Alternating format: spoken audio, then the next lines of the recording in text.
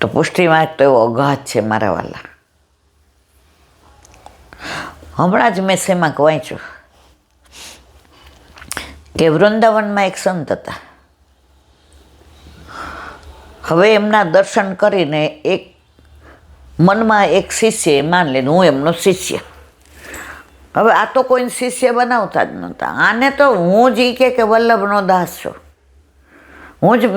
મેં હી હું રાધે જુ કો દાસ. એટલે એ કોઈને કંઈ કહેતા જ નહોતા કે હું ગુરુ.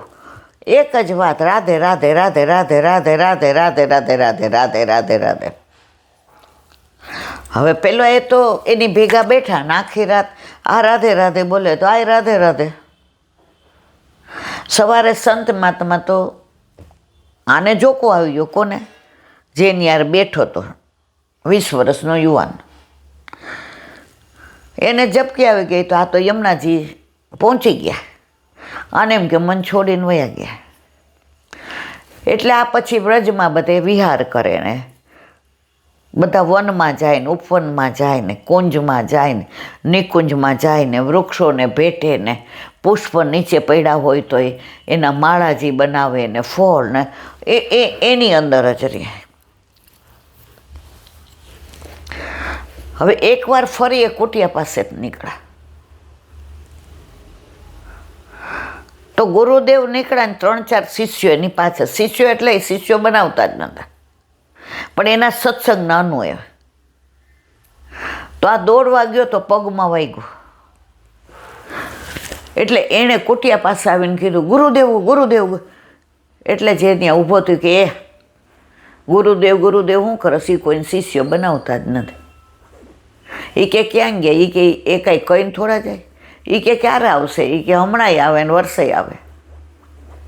એ કે શું કામ હતું? એ કે 5 વર્ષ પહેલાં 500 રૂપિયા મેં લીધા હતા એટલે દેવા છે. કે 5 રૂપિયા જે હોય તે. એટલે ઓલો કે આ તો યમુનાજી સ્નાન કરવા છે હમણાં આવશે. હવે આ ખોટું બોલ્યો તો કે કાંઈક બાનું કાઢું તો મને આ અહીંયા ઊભો રહેવા દે.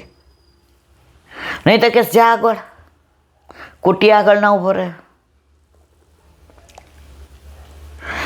હવે ગુરુદેવ પાછા આવ્યા. આવીને કે લાવ 5 રૂપિયા. હવે આ તો ખોટું બોલ્યો તો આણે તો વાર્તા બનાવી હતી. ચરણમાં પડી ગયો દંડવત લાકડીની જેમ કે મેં તો આપને મળવા માટે બાનું કાઢ્યું હતું. એ આપ જાણો છો? તો કે રાધે રાધે રાધે રાધે. 5 રૂપિયા અડાડતો નહીં. જા ગૌશાળામાં. એ કે આપ બધાએ કીધું તો ગુરુદેવ કહેતો નહીં તો તને ઊભો. મારા ગુરુ એક જ છે, મારા રાધાજી. મેં રાધેજી કો દાસ. તારે રાધાજીનો દાસ થાવ હોય જોડાઈ જતો. ઓલો કે દાસનો દાસ. તો કે જવા દે. હું દાસનો દાસ નથી, હું રાધાજીનો દાસ છું.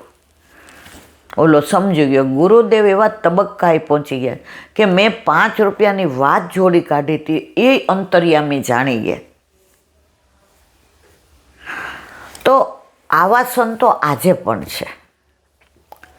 તો દમલાજીની તો ઘણી વાતો પણ અહીંયા વિરામ આપવો પડે કારણ કે આ બધું છે હજી. જો આપણે ત્યાં દરેક ઉત્સવનું કાંઈક ને કાંઈક મહાત્મ્ય હોય.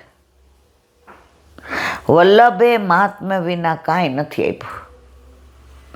આજે 12 મહિનાની 24 એકાદશી તો એમાંય નામ છે.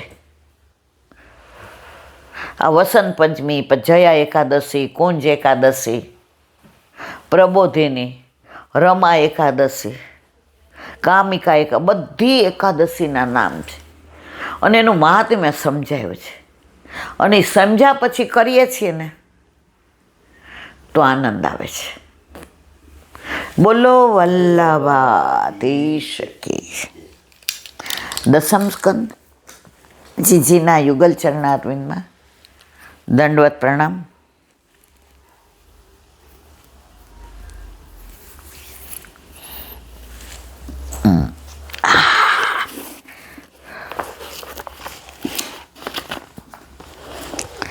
કાલે આપણે કર્મજળની વાત કરી હતી. ભાગવત ભગવાને આવા ઘણા કર્મજળો આપણી આજુબાજુ જોવા મળે છે. જે સવારે ઉઠે, સ્નાન કરે છે, સેવામાં હાથ ધોવે, બપોર પછી દુકાને જાય, તેમને પૂછીએ કે સવારના સેવાનું ફળ કેટલું, તો તેઓ કંઈ કહેશે નહીં. આ કર્મ જડતા છે. જે પ્રક્રિયા કરીએ એના સ્પંદનો જીવનમાં જાગવા જોઈએ. ક્રિયા થતી હોય ને તો એના સ્પંદનો ન જાગે.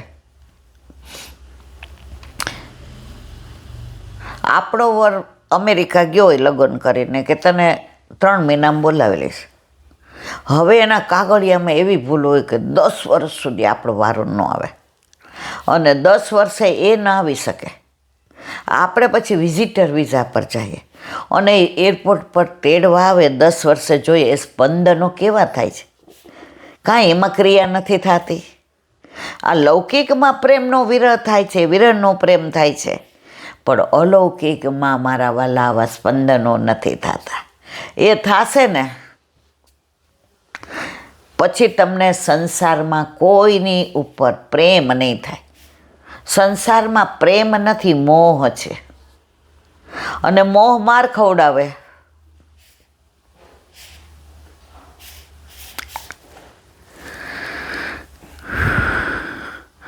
જો એ સ્પંદનો ન જાગે તો આપણે આપણી બુદ્ધિને સવાલ કરવો જોઈએ કે તું ક્યાં ભૂલ કરે છે.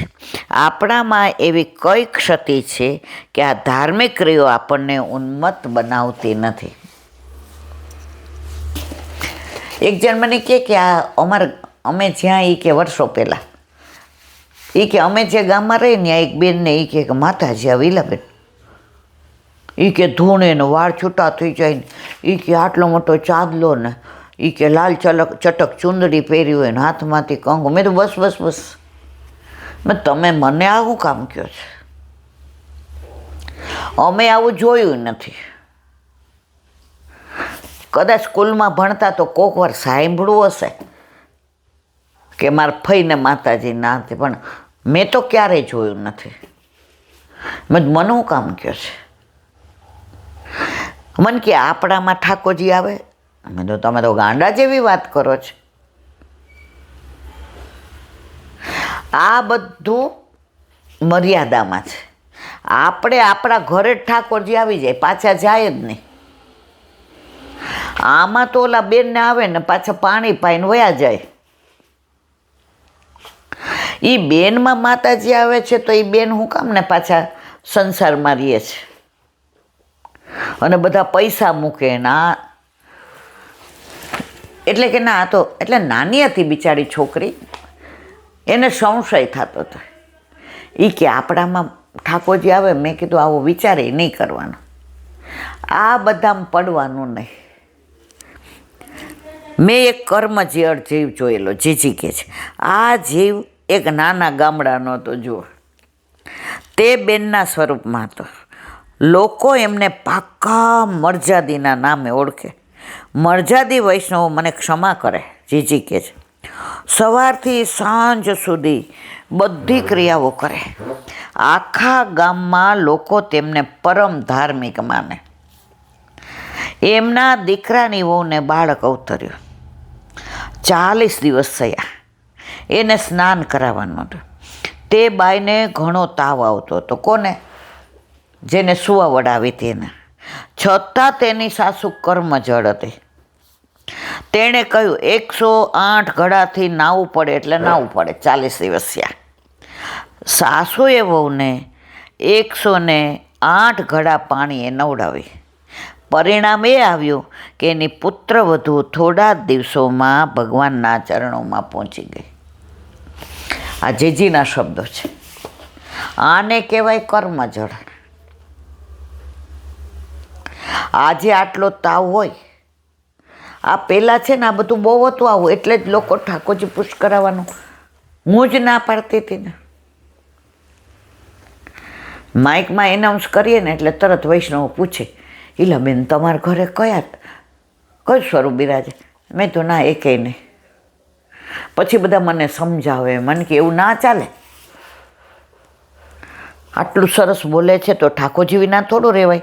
મેં તો આપણે નહીં બોલીએ. મારે ઠાકોરજી પધરાવા નથી, કારણ કે આ બધું જોયેલું. સૌરાષ્ટ્રમાં જે અપરસનું હતું ને એ અમે નજરે જોયું હતું. એક બા હતા ને, એ પહેલાં તો આવા ડેલી બંધ મકાન હતા. હવે એને 4 દીકરા, એટલે જે દીકરાને લગ્ન થાય જુદો થાય એમ કરતાં નાનો રહ્યો. 5મો તો હતો નહીં. હવે નાનાએ વિચાર કર્યો ને એની બહુ છમક છલ્લો હતી, એટલે એ તો રોજ રાતના બારે જાય ને ખાય ને, તો રોજ ઝઘડા થાય. એ કે બહાર ખાઈને આવ્યા તો કાલે ઉપવાસ કરવો પડશે. હવે રોજ તો આ કાંઈ ઉપવાસ થાય નહીં, એટલે ઓલાએ કીધું, એ કે મારે તમારા ભેગું નહીં ફાવે. તો ઓલા બાએ તો તાતામાં કહી દીધું તો જુદો થઈ જાય. સવારે ઓલો 3 કપડે વહુને લઈને નીકળી ગયો. હવે જે બીજા કે ત્રીજા નંબરનો હતો એને માં બહુ ગમતી હતી, પણ આ બધું નહોતું ગમતું. તો એણે કીધું કે હું તમારા ભેગો રહીશ. એટલે એની વહુને સમજાવ્યું. એ કે તારે હામું નહીં બોલવાનું, એક કાના. એ કે પણ બા બહુ ચિકાસ કરે છે. એ કે થઈ જશે ધીમે ધીમે. હવે એકવાર એવું બન્યું કે બા ઠાકોરજીના એના બા ઠાકોરજીમાં સામગ્રી કરે, એટલે ઢાળો કરે ને, ઢાળો એટલે મોહનથાળ, એ તમે શેકો ને એટલે સુગંધ આવે. એટલે ઓલી વહુ બિચારી ભોળી, એટલે એણે એમ કીધું, વાહ બા તમે તો શું શેકો છો, બહુ સરસ સુગંધ કેવી. એટલે બા એવા બગડાને બધું ભેગું કરીને ગાયને દઈ આવ્યા, નાયા પાછા. મારે બધું એ કે જો નાખી દેવું પડ્યું. હવે થોડાક દી ગયા ને તો ઓલો છોકરો 1.5 વર્ષનો હતો, ભગવાનને 10 વર્ષે આપ્યો હતો. એ નામ નિમિત્ત હતો. તો ઓલા નવડાવ્યો અને અંદર બા ધોળ ગાતા હતા દયારામભાઈનો, હું શું જાણું રે વાલે મુજમાં સુધી. એટલે ઓલા ટેણિયાને એમ કે હાલડું, એટલે આમ ગાંઠ ગહડ તો ગયું. કપડાં નહોતા પહેર્યા, કારણ કે આ બા પાછા રેશમી ન હોય તો આવવા ન દે. એટલે જઈને બાએ જે ઠાકોરજીનો વ્યવસ્થિત કર્યો હતો ને, એમાંથી ને એક ચીકુ મોઢામાં મૂકી દીધું ને બાનું ધ્યાન ગયું. બહાર મૂકી આવ્યા ને એવડા 1.5 વર્ષના ને, હે ખબર નથી પડતી માં જેવો જ છે ને આમ ને તેમ. હવે આ વસ્તુ એના છોકરાએ જોઈ લીધી. એણે નક્કી કર્યું, રહીશ ભેગો માના ચરણમાં 68 તીરથ, પણ ક્યારેય ઠાકોરજીના દર્શન નહીં કરું, પુષ્ટિ માર્ગમાં નહીં માનું, જે જોઈએ એ લઈ આવી દે. હવે એના બા લીલામાં પહોંચી ગયા. 4 ભાઈઓને 4 વહુઓ. બધાને પૂછ્યું કે ઠાકોરજી ગુરુ ઘરે. એમના ઠાકોરજી ગુરુ ઘરે પહોંચી ગયા. અત્યારે એક ભાઈ જલારામ બાપા મામે, એક રણછોડ બાપુના આશ્રમ જાય, એક એમના કુળદેવી કાળકામાં એના ફોટા રાખે છે. જુઓ આ બધા કર્મજળ શું પામીને ગયા? ઠાકોરજી તો ગુરુ ઘરે ગયા ને. એટલે મને જ્યારે કોઈ કહે ને, એટલે બેન હું કહું ના, મારે ઠાકોરજી પૂછને. પછી પુષ્ટ કરાવ્યા. આપકે રસ में रहे जो मस्त वो है अपरस. ના તો એને ચોખ્ખા કપડાં પહેરો, પ્રભુનો વાલ કરો, પ્રેમ કરો, વાતું કરો. અને આજે 30-31 વર્ષ થવા આવ્યા, પ્રભુ વિના ના હાલે. શું કોઈ ધર્મ આપણને એમ શીખવે છે કે જીવ હિંસા કરવી? કોઈ ધર્મ એમ સમજાય જ ખરો કે તારી બધી ક્રિયાઓ આટલી બધી ખરાબ હોવી જોઈએ? ખરાબ પરિણામ તો એ આવ્યું કે સાસુનો સ્વભાવ દિવસે દિવસે તામસી થતો ગયો. આ બહુ અપરસ પાડતા હોય ને ગુસ્સો બહુ આવે, વડચકા બહુ તોડે. મને વિચાર થયો કે બેનને મારે ધાર્મિક કહેવા કે નાસ્તિક કહેવા. આ જીજી કહે છે, જેના દિલમાં અને બુદ્ધિમાં હરિનો વાસ નથી, જેની પાસે બેસતા માણસના અંતરમાં આનંદ જાગતો નથી, એને કર્મજળ નહીં તો બીજું શું કહેવાય? આપણે તપાસવું પડે કે આપણી ધાર્મિકતા કર્મજળતા તો નથી બનતી ને. શ્રી મહાપ્રભુજી કહે છે, આવા કર્મજળોને કદી ભગવાન મળતા નથી. એનું ધ્યાન આખો દી અપરસમાં આ અડી ન જાય, આને આમ ઠાકોરજી સામું ધ્યાન જ ન હોય. ત્યાં ધોયા તો અહીંયા આવી તો ત્યાં કર્યું, અહીં પ્રસાદી પડ્યું પોતું માર્યું. સતત પ્રભુ કે હવે થોડીક વાર મારી સામું જ જો. વ્રજ વિહાર, નવનીત પ્રિય શાસ્ત્રીને ભગવત સ્મરણ. અત્યારે આપણે માવનની લીલાનું અનુસંધાન કરીએ છીએ.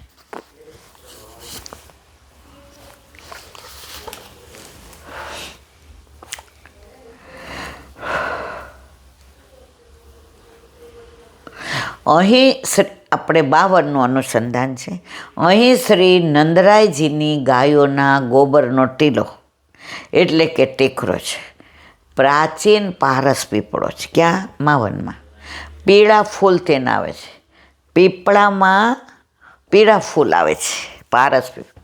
આગળ ખેલનવન કૂવો છે. આગળ બલરામ મંદિર છે. તેની સ્વરૂપ પીઠિકામાં સંવત 1450 લખેલો છે. જે બલરામજીનું મંદિર છે એની સ્વરૂપની પીઠિકામાં પાછળ સંવત 1450 લખેલો છે. આગળ મોરવાળા મંદિરનો બગીચો, રમણ રેતી, જ્યાં આપણે બધાય વારંવાર જઈએ છીએ. રમણ રેતી તમે 50 વર્ષ પહેલાં જોયું હોય ને, તમને એમ થાય અત્યારે એક કણ જ છે. અમે તો 50-60 વર્ષ પહેલાં આમ કેવું હતું રળિયામણું. હવે તો આટલી જગ્યા રહી છે. દિવસે દિવસે બધું તિરોહિત થતું જાય છે. આપણે જે દર્શન કર્યા એ આપણા છોકરા નથી કરવાના. મહાવનમાં દશેરાની રામલીલા, કાર્તિક સુદ છઠનો પૂતના મેળો. જુઓ, પૂતના મેળો થાય છે. મહા મહિનાના 4 રવિવારે જખૈયાનો મેળો થાય છે. ફાગણ સુદ એકાદશીએ રમણ રેતીનો ઉત્સવ મનાય છે. કાર્તિક સુદ 5 પરિક્રમા થાય છે. તો આ જૂનું મહાવન છે, એ જૂનું ગોકુળ ગણાય છે. આ 50 વર્ષ પહેલાં આપણે બે ગયા હતા, તમને યાદ હોય તો. ત્યાં આપણને કીધું હતું કે ઓલા દામોદર લીલા થઈને ઉખલના હાલો દર્શન કરવા લઈ જાય. હવે આપણે તો હાવ નવા નવા ને, ત્યારે તો આપણને ઘણાય લોકોએ ઉલ્લુ બનાવ્યા હતા. આ નંદભાવાનો મહેલ ને અહીંયા આ ના ના ના, પણ ત્યારે ઉલ્લુ બનવામાં મજા આવી હતી.